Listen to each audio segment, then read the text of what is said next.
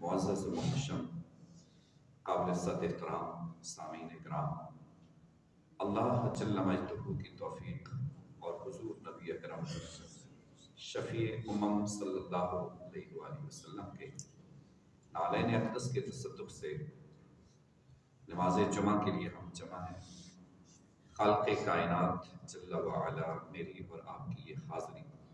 اپنی بارگاہ بے کس پناہ میں شرف قبولیت عطا فرمائے۔ آمین۔ عزیزان گرامی، اس ماہ مقدس میں علماء کرام عام طور پر مساجد میں اولیاء اللہ کی تعلیمات کو بیان کرتے ہیں۔ خصوصاً اس مہینے کو بڑی 11ویں شریف کے نام سے جانا جاتا ہے، اور حضور سیدنا غوث اعظم رضی اللہ تعالیٰ عنہ حضرت شیخ عبد القادر جیلانی رحمۃ اللہ تعالیٰ علیہ آپ کے یوم وصال کے حوالے سے اس مہینے کو جانا جاتا ہے۔ اس لیے علماء، بزرگان دین، صوفیاء کرام عام طور پر جہاں پر حضرت سیدنا غوث اعظم رضی اللہ تعالیٰ عنہ کا ذکر کرتے ہیں، وہاں پر خاص طور پر اس مہینے میں ان کی تعلیمات کا تذکرہ ہوتا ہے۔ لیکن ایک جو تسامح ہوا ہم سے، ایک بڑی ٹریجڈی ہوئی اس قوم کے ساتھ،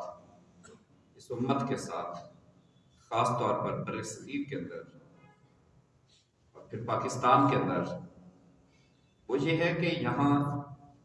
اولیاء کرام، بزرگان دین کی کرامات کو تو بہت بیان کیا جاتا ہے، لیکن افسوس کہ ان کا جو علمی مرتبہ اور مقام ہے اس کو پس پشت ڈال دیا جاتا ہے۔ قوموں کے عروج پانے کی ایک بڑی وجہ علم ہے، اور قوموں کے زوال کی ایک بڑی وجہ جہالت ہے۔ تو ہمارے ہاں ڈگریاں بہت چل رہی ہیں، یونیورسٹیز، ادارے، سب کچھ ہونے کے باوجود خیر سے جہالت کی کمی نہیں ہے۔ تو اولیاء کرام کی جو تعلیمات ہیں ان پر عمل کرنا ضروری ہے۔ وہ کون سی تعلیمات ہیں جس میں صف اول، سب سے بنیادی چیز اپنے دل کی پاکیزگی ہے اور نظر کی پاکیزگی ہے۔ اس لیے دل اور نظر دونوں کو پاک صاف رکھنے کا حکم ہے۔ اللہ تبارک و تعالیٰ نے ارشاد فرمایا، قل للمؤمنین،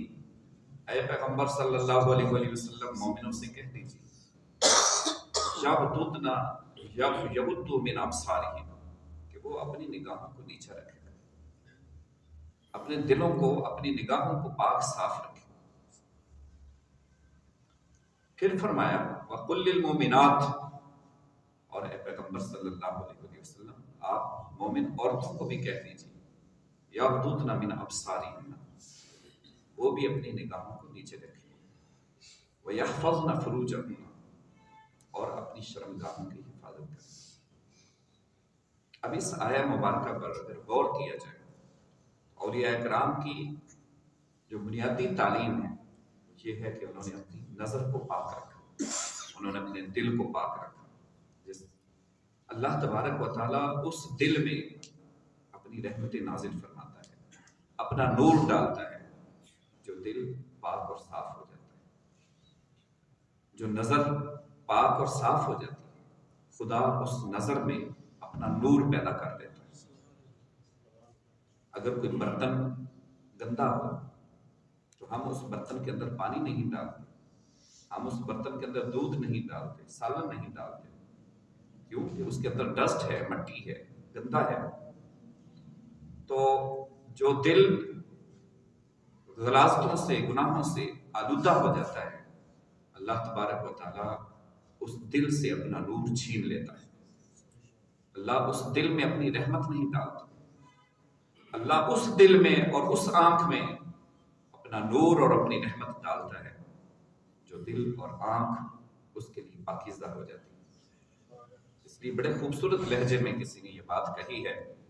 کہ محبت کے لیے کچھ دل خاص ہوا کرتے ہیں، یہ وہ نغمہ ہے جو ہر ساز پہ گایا نہیں جاتا۔ محبت کے لیے کچھ دل خاص ہوا کرتے ہیں، یہ وہ نغمہ ہے جو ہر ساز پہ گایا نہیں جاتا۔ جس طرح ہر برتن کے اندر دودھ نہیں ڈالا جاتا، برتن کی صفائی دیکھی جاتی ہے، ایسے ہی دلوں کو بھی دیکھا جاتا ہے، اور جو نگاہ خداوندی ہے وہ انسان کے ظاہر جسم پر نہیں پڑتی، وہ کیسا ہے، اس کا چہرہ کیسا ہے، گورا ہے، چٹا ہے، کالا ہے، کوئی عیب دار ہے، کوئی اس کا ہاتھ ہے نہیں ہے، آنکھ ہے نہیں ہے، ان چیزوں کو خدا نہیں دیکھتا۔ لن ینال اللہ لحومها ولا دماؤها ولکن ینالہ التقوی منکم۔ اللہ کی نظر ظاہری زیب و زینت جسموں پر نہیں پڑتی، خدا جب اپنے بندے کو جانچنا چاہتا ہے تو ڈائریکٹ اللہ کی نظر اس کے دل پر پڑتی ہے۔ اللہ اس کے دل کو دیکھتا ہے کہ اس کا دل کتنا میرے لیے مخلص ہے، کتنا خاص ہے۔ اس لیے فرمایا کہ اے پیغمبر صلی اللہ علیہ وسلم کہہ دیجیے مومن مردوں سے اپنی نگاہوں کو نیچا رکھے، پھر مومن عورتوں سے بھی کہہ دیجیے وہ بھی اپنی نگاہوں کو نیچا رکھیں، وَيَحْفَظْنَ فُرُوجَهُنَّ، اور اپنی شرمگاہوں کی حفاظت کریں۔ دو چیزیں ایسی ہیں، آپ صلی اللہ علیہ وسلم نے فرمایا تم مجھے ضمانت دے دو ان کی حفاظت کی، اور مجھ سے جنت کی ضمانت لے لو۔ عرض کی یا رسول اللہ صلی اللہ علیہ وسلم وہ کون سی دو چیزیں ہیں؟ آپ نے فرمایا ایک وہ جو دو جبڑوں کے درمیان ہے۔ کتنی فصیح و بلیغ بات آپ صلی اللہ علیہ وسلم نے ارشاد فرمائی، اور اس اینگل سے بیان کی کہ اس میں ایک شرم اور حیا کا پہلو بھی پیش نظر ہے، ادب کا پہلو بھی پیش نظر ہے، اور اپنی بات بھی آپ نے کہہ دی۔ فرمایا ایک وہ جو دو جبڑوں کے درمیان ہے، اور ایک وہ جو دو رانوں کے درمیان ہے، کیونکہ اس کی حفاظت بہت مشکل ہے۔ اولیاء کرام کہتے ہیں کہ جب علماء کے سامنے بیٹھو تو اپنی زبان سنبھال کے، اور جب صوفیاء کرام کے پاس بیٹھو تو پھر اپنا دل سنبھال کے۔ لیکن وہ صوفیاء کرام کہاں سے لائیں جو دلوں کے راز بھی جانتے ہیں اور جن کی نظر دلوں پر پڑتی ہے؟ یہاں پر تو بھائی جیبوں پر نظر رہتی ہے، معذرت کے ساتھ۔ تو اس لیے یہ ایک بڑی سنگین سی بات ہے۔ الغرض اصل بات کی طرف آتے ہیں تو زبان کا معاملہ کتنا نازک ہے۔ یہ معاشرتی برائیاں ہیں جو ہمارے معاشرے میں عام ہو چکی ہیں، بہت زیادہ ہے، بہت زیادہ۔ کس کا ذکر کریں؟ لیکن افسوس کی بات یہ ہے سب سے بڑی کہ کہتے ہم سب ہیں، ہم سب کہتے ہیں یہ بھی برائی ہے، یہ بھی برائی ہے، جھوٹ ایک بہت بڑی لعنت ہے، ساری برائیوں کی جڑ جھوٹ ہے۔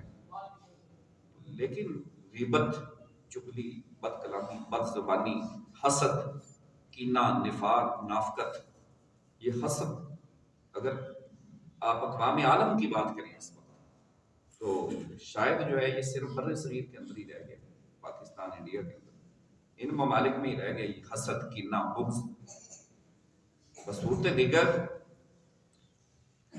یہ ایسی گھناؤنی بیماری ہے جو کہ نہ صرف انسان کی نیکیوں کو کھا جاتی ہے بلکہ یہ معاشرتی رویوں کو بھی تباہ کر دیتی ہے۔ یہ بیماری ہم سب کہتے ہیں، لیکن اس پر عمل کرنا، اس پر چلنا،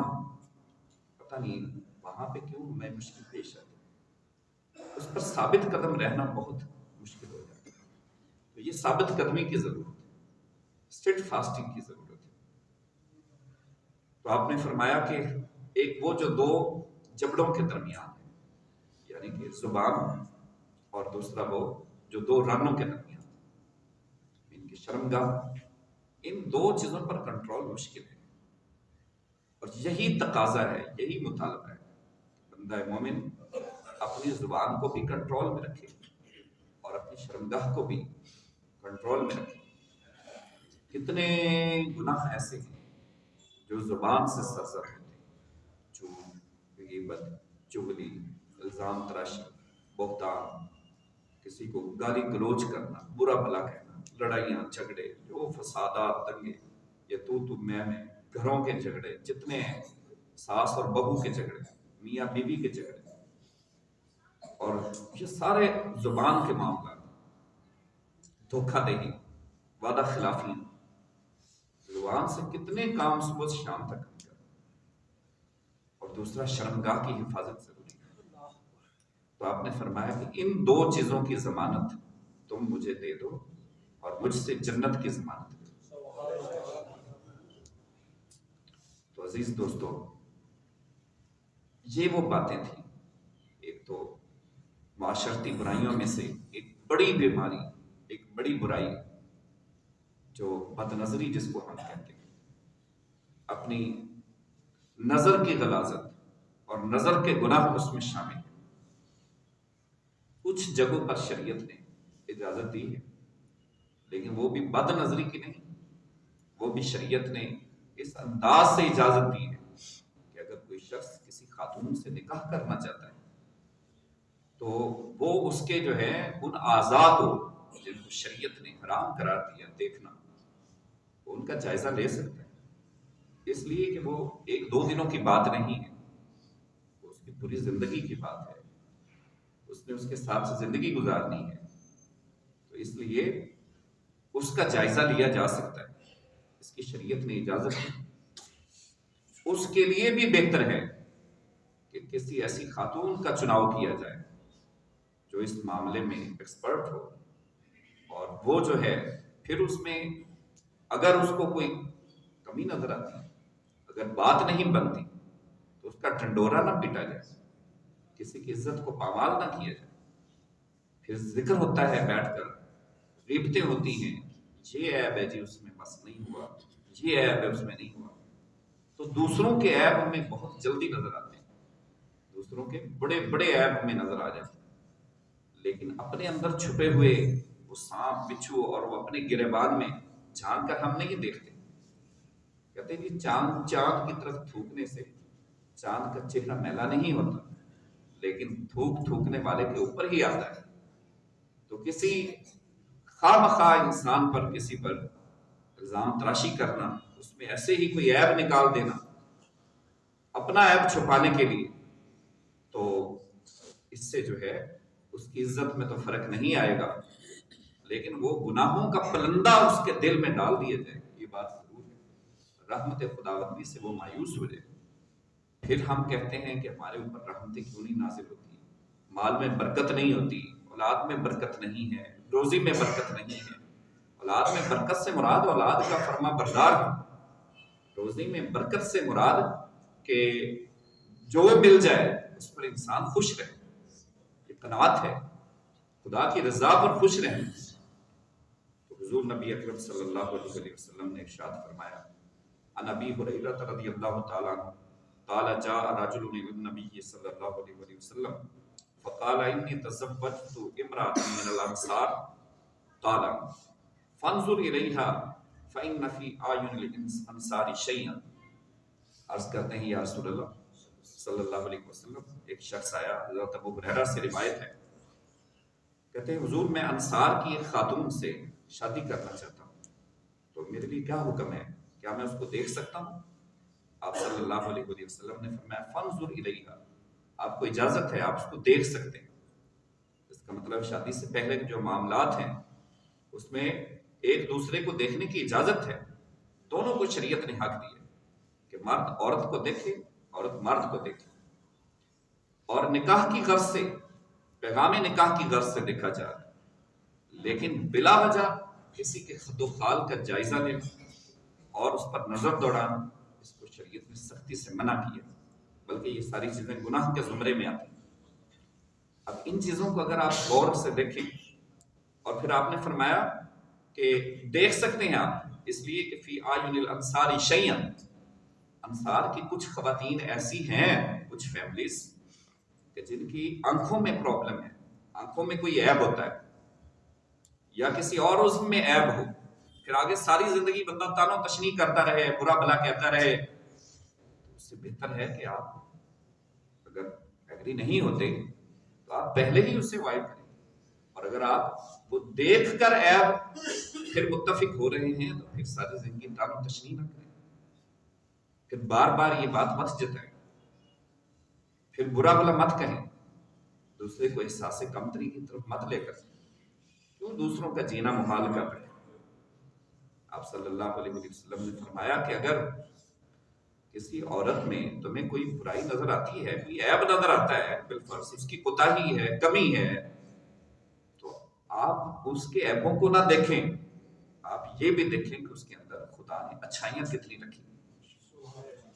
اور اللہ نے بھی یہ فرمایا عسیٰ ان تکرہو،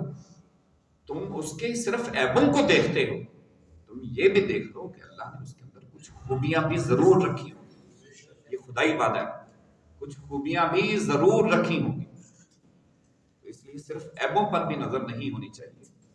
بلکہ سیرت پر بھی نظر ہونی چاہیے. اور پھر اس کا اشتہار نہیں دینا چاہیے، لوگوں میں بات مشہور کرنا، فیملی میں مشہور کر دینا، جگہ جگہ پر پھیلانا، اس کو گناہ کہا گیا. حضرت عبداللہ ابن مسعود رضی اللہ تعالیٰ عنہ سے روایت ہے،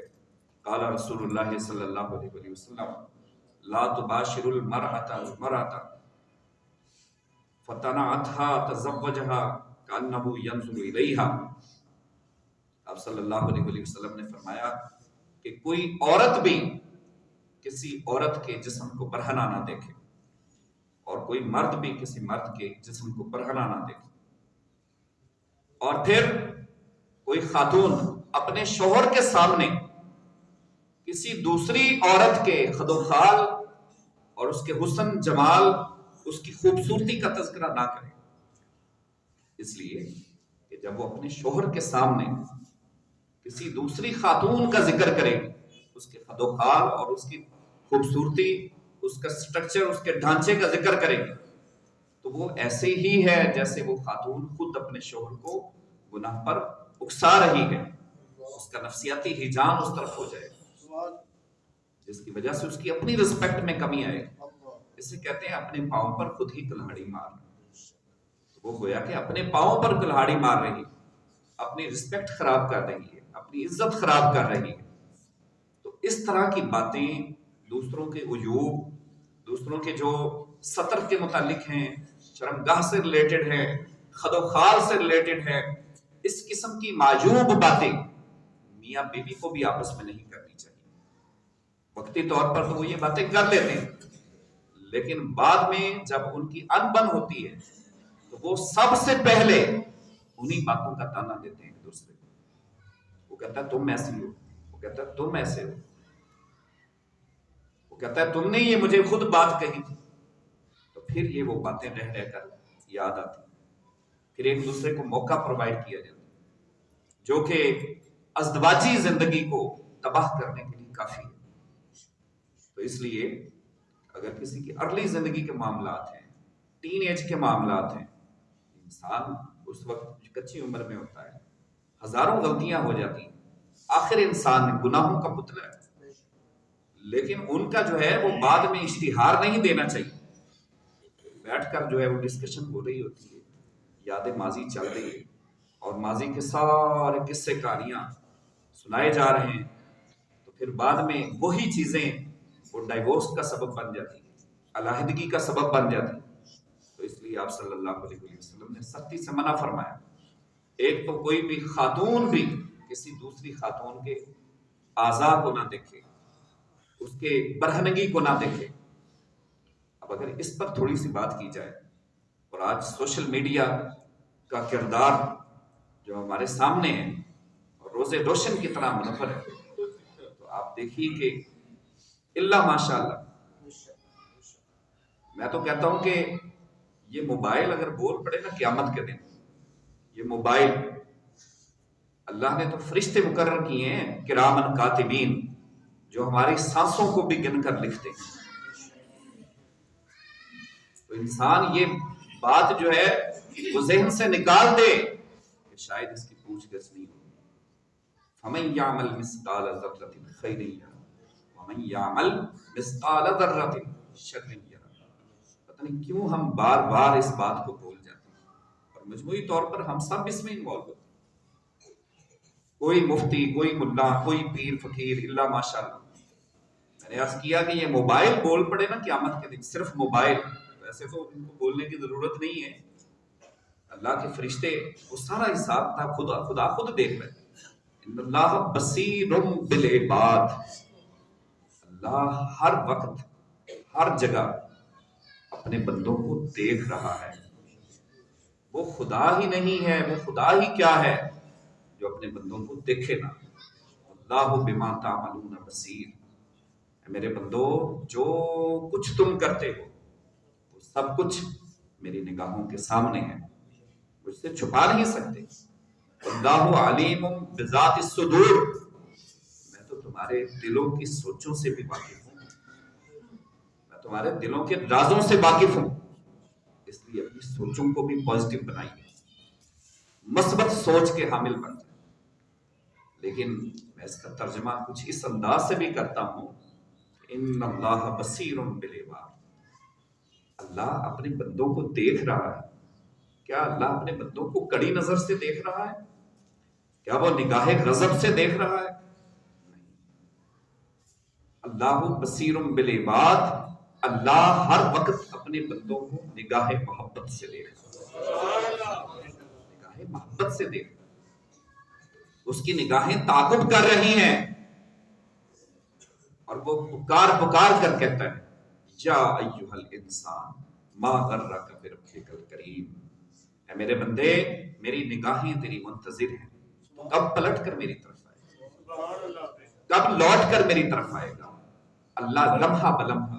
اپنے بندوں کو نگاہ محبت سے دیکھ رہا ہے۔ یہ نہیں کہتا کہ تم اتنے بڑے پاپ کر کے آئے ہو، میں تجھے چھوڑوں گا نہیں، میں تجھے معافی نہیں دوں گا۔ تو فرعون نے 6 لاکھ بچوں کو قتل کیا، موسیٰ علیہ السلام پیدا نہ، لیکن خدا کی رحمت اتنی وسیع رحمت ہے، انسان کے وہم و گمان، ہمارے ذہن کیا معنی رکھتے ہیں اس کے ساتھ، وہم و گمان میں نہیں، 6 لاکھ بچوں کا قاتل، اور خدا موسیٰ علیہ السلام کو بھیجے اور ہارون علیہ السلام کو، اور فرمایا فاذهبا الى فرعون انه طغى، اے میرے موسیٰ اور ہارون جاؤ فرعون کی طرف جاؤ، وہ سرکش ہو گیا، وہ باغی ہو گیا ہے، اس کو دعوت دو، شاید وہ اب بھی پلٹ آئے۔ فرمایا فقولا له قولا لینا لعلہ یتذکر او یخشی، فرمایا میرے موسیٰ اور ہارون سنو، اس کے سامنے تلخ لہجے میں بات نہیں کرنی، ذرا دھیمے لہجے میں بات کرنا، آہستگی کے ساتھ دھیمے لہجے میں، قولا لینا لعلہ، انتہائی لینیت ہو کر جانا، نرم دل ہو کر جانا، پیار اور محبت شفقت سے بات کرنا، شاید کہ اب بھی میری بات اس کی سمجھ میں آ جائے، ہو سکتا ہے اب بھی یہ لوٹ ہے، لیکن خدا تو اللہ الغیوب ہے، وہ غیب کو جانتا ہے، یہ نہیں پلٹے گا، لیکن اللہ اپنی حجت پوری کرنا چاہتا ہے، وہ اتمام حجت کرتا ہے، وہ اپنا میسج، وہ اپنا پیغام لوگوں تک ڈیلیور کر دیتا ہے، پھر اس کے باوجود اگر کوئی شخص باز نہیں آتا پھر اس کی پکڑ آتی ہے، تاکہ وہ یہ نہ کہہ سکے کہ مجھے موقع نہیں ملا، یہ نہ کہہ سکے کہ میرے تک پیغام نہیں پہنچا، وہ پیغام اللہ کسی نہ کسی ذریعے سے ان لوگوں تک پہنچا ضرور دیتا ہے۔ تو دوستو یہ جو سوشل میڈیا کا کردار ہے میں نے آپ کو بتایا،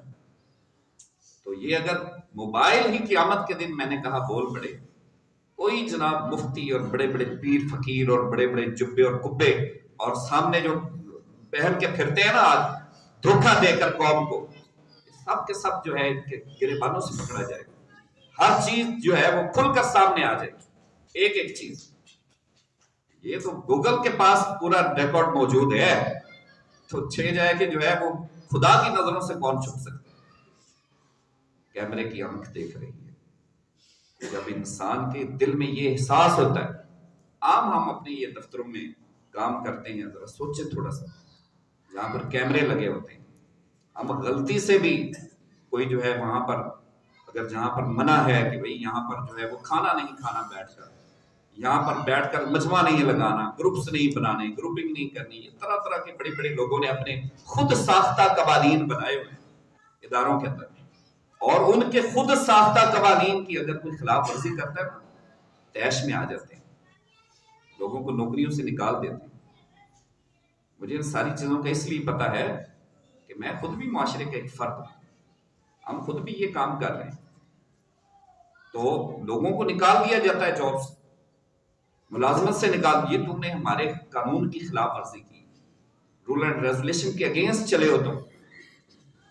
اپنے قوانین بنائے ہوئے ہمیں کتنے پسند ہیں، کتنے ہم سخت ہیں ان معاملات میں، لیکن افسوس کہ خدا اور اس کے رسول کے قوانین ہی ہم نے پس پش ڈالے، وہی اتنے کمزور رہ گئے ہمارے سامنے، ان قوانین پر ہم جو ہے وہ تن من دھن قربان کر دیتے، کبھی غلطی نہ ہونے پائے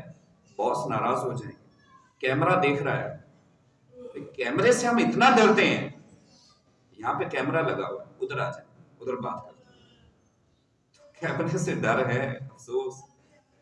کہ جو نگاہ، جس نگاہ سے جو ہے میں نے بتایا کہ دلوں کے خیال بھی نہیں چھپ پاتے، افسوس کہ ہم جو ہے ہمیں وہ خیال نہیں آتا، اور اگر یہ خیال جب ہمیں پیدا ہو جائے نا، پھر ہمیں یہ کیمروں کے خیالات ذہن سے نکل جائیں، پھر ہمیں لوگوں کا خوف نکل جائے گا ذہن سے۔ یہی تو اللہ فرماتا ہے کہ میرے بندو تم کتنے کمزور ہو چکے ہو، یخشون الناس، تم لوگوں سے ڈرتے ہو، کیا ہو گیا تمہیں؟ واللہ احق ان تخشا، اللہ کہ تم پر زیادہ حق یہ تھا کہ تم خدا سے ڈرتے، تم خدا سے ڈرتے۔ لا ينظر الرجل الى عورت الرجل ولا المرأة الى عورت المرأة ولا يفضي الرجل الى الرجل في ثوب واحد ولا تفضي المرأة الى المرأة في ثوب واحد۔ آپ صلی اللہ علیہ وسلم نے فرمایا کہ کوئی بھی مرد کسی عورت کی شرمگاہ کو نہ دیکھے، اور کوئی بھی عورت کسی عورت کی شرمگاہ کو نہ دیکھے، مرد مرد کی شرمگاہ کو نہ دیکھے، عورت عورت کی شرمگاہ کو نہ دیکھے۔ اور پھر یہاں پر ایک ادب کا تقاضا یہ بیان کیا گیا کہ مرد اپنی بیوی کی شرمگاہ کو بھی نہ دیکھے، اس سے بھی سختی کے ساتھ منع کیا گیا، بلکہ شیخ سعدی رحمۃ اللہ علیہ تو فرماتے ہیں، جو حدیث پاک میں بیان کیا گیا کہ میاں بیوی جو ہیں وہ ایک کپڑے میں پوشیدہ ہوں، اور اگر نگاہوں سے شرمگاہوں کو دیکھا جاتا ہے تو پھر شیخ سعدی فرماتے ہیں کہ اولاد اندھی پیدا ہوتی ہے، نافرمان پیدا ہوتی ہے۔ تو اس کے یہ اثرات مرتب ہوتے ہیں انسان کی پریکٹیکل لائف میں اور اس کی تجرباتی زندگی میں۔ تو عزیز دوستو، یہ بد نظری اور بے حیائی پھیلانے کا ایک بڑا ذریعہ ہمارے سامنے میڈیا ہے، تو اس لیے میڈیا کا صرف پازیٹیو استعمال ہونا چاہیے، استعمال ضرور کریں، اپنے کاروباری زندگی میں جو ہے استعمال کریں، موبائلوں کے بغیر گزارا نہیں، لیپ ٹاپ کے بغیر گزارا نہیں، انٹرنیٹ کے بغیر ہمارا گزارا نہیں، یہ جدید ترین وقت کی ضرورت ہے، لیکن اس کے سارے پازیٹیو پوائنٹس کو ہم اڈاپٹ کریں، اور اس کی جتنی نیگیٹیوٹی ہے ان سے ہم خود بچیں، اور طریقے کے ساتھ بچوں کو بتائیں، ان کے اندر اویئرنیس پیدا کریں، شعور پیدا کریں، ان کو آپ صلی اللہ علیہ وسلم کے فرامین بتائیں، یہ باتیں ان تک کنوے کریں کہ کس طرح جو ہے وہ یہ بد نظری اور طرح طرح کی یہ گناہ ہماری روح کو تباہ کرتے ہیں، اور ہمارے معاشرے کی تباہی کا کس قدر یہ سبب بنتا ہے۔ اللہ پاک ہمیں ان سے بچنے کی توفیق عطا فرمائے۔